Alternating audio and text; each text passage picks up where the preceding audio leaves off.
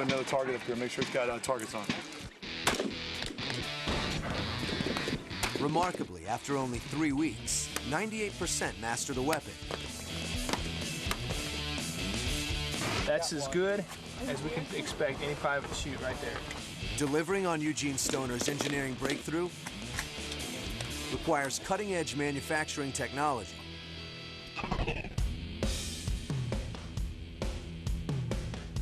Sabre Defense is a major supplier of weapons to the U.S. military and police forces around the world.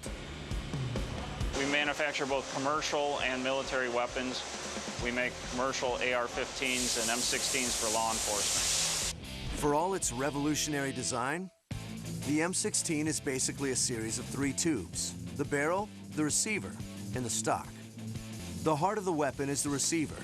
It houses the magazine well, the trigger assembly, and the bolt carrier group. And it's here that cutting-edge manufacturing meets high-tech materials. We begin the manufacture using solid aluminum forgings. We then use the high-speed machining center behind me to machine out about 80% of the weight of these so that they fit together to form the receiver. Next comes the 20-inch barrel, bored out by slowly pulling a carbide drill bit through the center. The barrel is then smoothed and scored with a spiral-shaped groove in a process called rifling.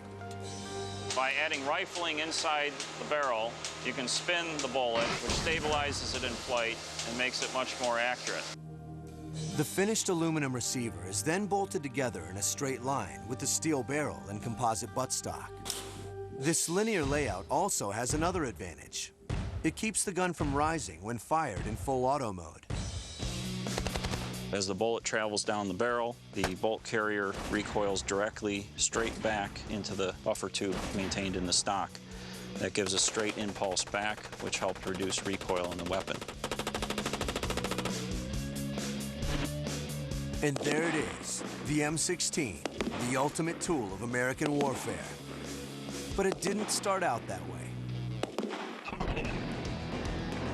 In 1962, with tensions escalating in Vietnam, 1,000 M-16s were sent to the South Vietnamese and special forces working with them. It was time for the M-16 to face the ultimate test. Was the rifle really ready for battle? The reliability of it was almost zero.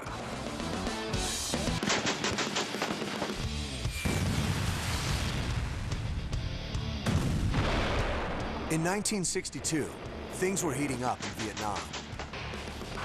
Elite American soldiers were dropped in to help the South Vietnamese fight the Communist North. The weapon they brought with them? The M-16. It was time to see if the gun imagined in the clean rooms of the aerospace industry could hack it in the jungles of Vietnam.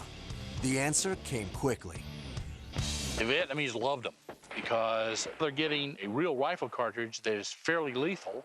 So reports started coming back that, hey, this is a really great rifle. Troops raved about the little black rifle.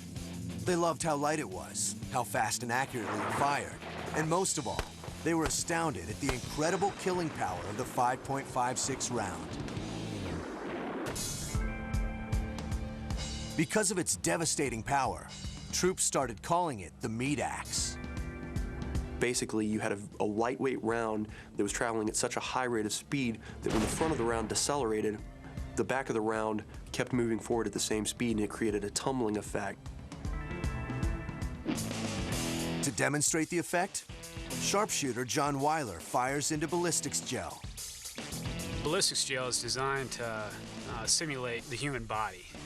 And basically what we'll do is when we shoot into it, it shows us the terminal effects that projectile produces once it enters the body. The round enters the gel on a flat plane, but once inside, it begins to tumble. The tumbling shows just how much damage a round does to the human body. When it penetrates, it starts rotating. And so when it exits, it puts a big hurt on you. It brings you down. But despite its killing power, the average grunt's love affair with the M-16 didn't last long. Within months of its issue, reports came back to the Pentagon that the gun frequently jammed during combat. If you had a round in the chamber, it would not extract. the back end would be literally pulled off, and then the next round would stovepipe into it. You might get off 6 rounds, you might get off 20 rounds. Then it jams. The reliability of it was almost zero. In all its thousands of tests, this problem had never occurred. Because of its advanced design, the Pentagon considered the M-16 to be self-cleaning. In fact, they were so confident, they didn't even issue cleaning kits to troops. The troops believed that it was a self-cleaning rifle, that it didn't need the maintenance that they were used to with the M14. So how come these futuristic weapons weren't living up to their promise?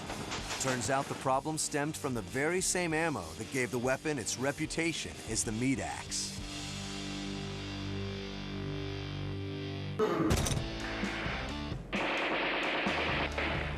Throughout the M16's testing, the military had used stick powder in the ammo. But when the gun went into mass production, the government decided to switch to the more widely used ball-type powder. It was a coarser grain powder, and this coupled with the much more humid jungle environment resulted in a lot of failures. The combustion on ball powder just isn't complete as it is on the stick powder, so you just got a lot more carbon in the weapon. And it was that unburned carbon powder that clogged up the receiver and led to jams. The bolt itself would not fully seat to where it would lock inside the chamber. So when you pull it, it won't actually drop the firing pin. What's going to happen is it's going to get to a position about right here, and when you pull the trigger, nothing's going to happen. And in the middle of an ambush, that failure could prove deadly. To solve the problem, the military scrambled to issue cleaning kits and special training manuals, as engineers furiously worked to modify the design. They determined that by lining the barrel with chrome, dirt and debris wouldn't build up. It gives it corrosion protection because the chrome plates against moisture and prevents corrosion of the inside of the lining of the barrel. And it also gives it longer life because the chrome is actually harder than the steel we make the barrel out of. Engineers also added a new feature to make sure that the bolt would lock no matter what: the forward assist. The forward assist was introduced so soldiers can just push on the rear and it would push that bolt into the chamber, allowing the M16 to be ready to fire. The new design, dubbed the M16A1, immediately boosted the gun's performance. One man who benefited from that change was Philip McPeak. Assigned to the 11th Armored Cavalry, McPeak's unit acted as a screen between the South Vietnamese and the North Vietnam border. With ambushes common, McPeak kept his gun by his side. You had to be armed anywhere you went. You didn't go anywhere without your M16. On June 9th, 1968, that weapon saved McPeak's life. His platoon had been sent in to rescue a downed pilot, but the North Vietnamese were using that pilot as bait for a deadly ambush. It was a single-lane dirt road with triple canopy jungle on both sides. The North Vietnamese had drug a big log out in the road to slow us down.